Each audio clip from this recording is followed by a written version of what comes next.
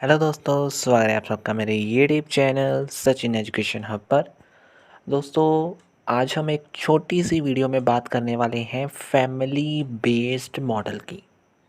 तो दोस्तों, आपको पता है मैंने पहले दो पार्ट्स आपको मतलब इसके मॉडल के जो आउटसाइडर और इनसाइडर मॉडल थे वो आपको कॉर्पोरेट गवर्नेंस के करवा दिए।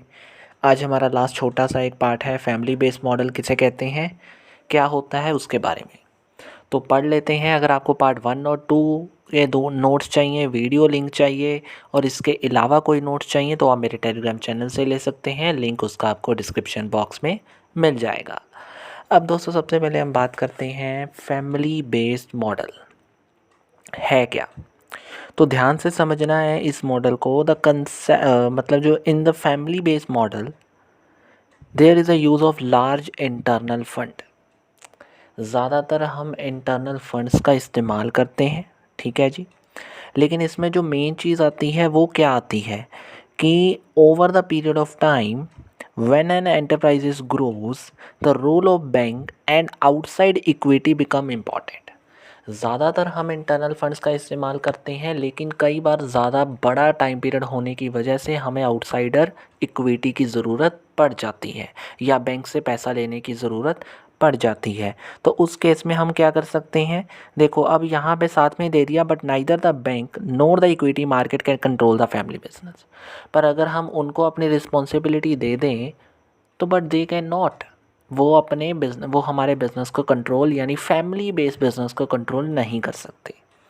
तो इसलिए जो उन्होंने आगे कहा है वो ये कहा है कि this system can work only if the competitive professionals, जो कॉम्पिटिटिव प्रोफेशनल्स हैं वो अवेलेबल हों फाइनेंशियल इंस्टीट्यूशंस के अंदर और उनकी ये इम्पॉर्टेंस मतलब वो एक जितनी भी इम्पॉर्टेंट इन्फॉर्मेशन है उसे इकट्ठा करके एक फाइनेंशियल साउंडनेस बनाकर अपने बिजनेस को चला रहे हों, तभी ये बिज़नेस चल सकता है, ठीक है जी। तो अब इसके साथ उन्होंने ये भी कहा कि there is a no concept of separation of ownership and management. इसमें कोई ऐसा सेपरेशन मैनेजमेंट या ओनरशिप के बीच में नहीं होती, मतलब ये बिल्कुल भी फीचर इसमें अप्लाई नहीं करता। और सबसे बड़ी बात, ये जो बिज़नेस है वो कहाँ कहाँ चलता है, एक इंडिया हो गया, कोरिया हो गया, मलेशिया, यूएई और इजिप्ट, इसके अलावा भी बहुत सारी कंट्रीज़ हैं, ठीक है जी। तो ये आपके सामने था। अब थोड़े से की फीचर्स हैं उनके बारे में बात कर लेते हैं। तो सबसे पहला पॉइंट आपके सामने वही आ जाएगा, that is no separation of ownership and control. यानी इन फैमिली बेस्ड मॉडल जो है वो आपको ये बताता है कि इसमें कोई आपकी सेपरेशन नहीं होगी ओनरशिप और कंट्रोल की। यानी इसमें एक ही आप कह सकते हो सारा कुछ, ओनरशिप भी एक के हाथ में है और कंट्रोल भी एक के हाथ में है, कोई सेपरेशन नहीं है। यानी इसमें कंपनी नहीं है, असल में इसमें फैमिली बेस्ड बिजनेस चल रहा है, ठीक है जी, जिसको फैमिली चला रही है। अब इसके अलावा दूसरा पॉइंट आता है that is a share ownership pattern.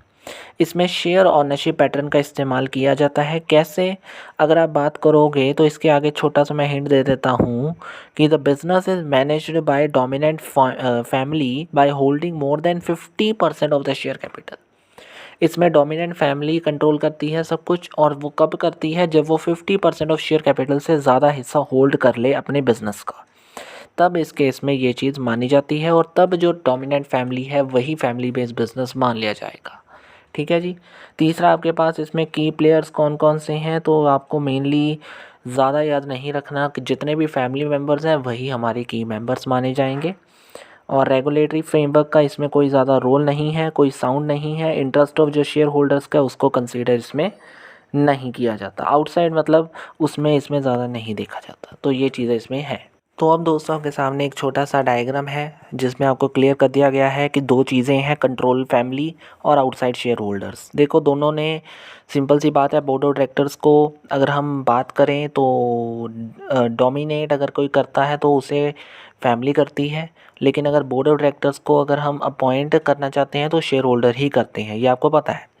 और आगे जो बोर्ड ऑफ डायरेक्टर्स हैं वो अपॉइंट करेंगे मैनेजर्स को, और मैनेजर आगे जितना भी कंट्रोल ऑफ अफेयर्स है वो किसका देखेगा, कंपनी का, यानी कंपनी को असल में मैनेजर देखेंगे। तो कहाँ से ये सिस्टम चला, दैट इज़ फैमिली मेम्बर से। तो family member is important in that case, ठीक है जी। तो डायग्राम हो गया, थ्योरी हो गई। तो ये आपका सामना जो भी मेन क्वेश्चन था इम्पॉर्टेंट आपका इस लेक्चर में कंप्लीट करवा दिया। मॉडल्स आपको तीनों दे दिए गए हैं, एक छोटा सा मॉडल अभी ख़त्म कर दिया। सारे मॉडल आपके यहाँ पे ख़त्म हो जाते हैं दोस्तों। कोई पार्ट 1-2 के चाहिए नोट्स, इसके अलावा कोई चाहिए तो आप मेरे टेलीग्राम चैनल से ले सकते हैं। लिंक आपको डिस्क्रिप्शन बॉक्स में मिल जाएगा टेलीग्राम चैनल का। तो वीडियो में आज इतना ही है दोस्तों। वीडियो अच्छी लगी है तो लाइक शेयर एंड सब्सक्राइब करना मत भूलना। कहीं पे प्रॉब्लम है तो नीचे दिए गए कमेंट बॉक्स में कमेंट भी कर सकते हो। आज के लिए इतना ही है दोस्तों। Thank you very much.